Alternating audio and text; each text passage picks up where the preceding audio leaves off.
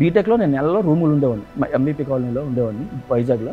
నెలకు నాకు రెంట్ 7,000. మా నాన్న 5,000 కానీ ఎక్కించే స్తోమత లేదు. మా నాన్నకి 5,000 ఇచ్చేవాడు మా నాన్న. 5,000 అలా రూమ్ రెంట్ కట్టేసేవాడిని. మరి మిగతా నెల అంతా నేను ఎలా బతకాలి?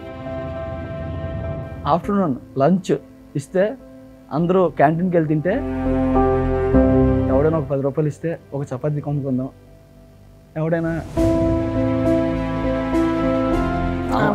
సారీ అది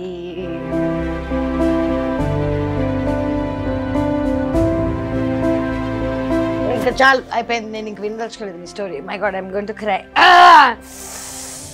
వీటన్నిటిలోంచి బయటకు ఎలాగొచ్చావు? I know, I'm also getting very emotional.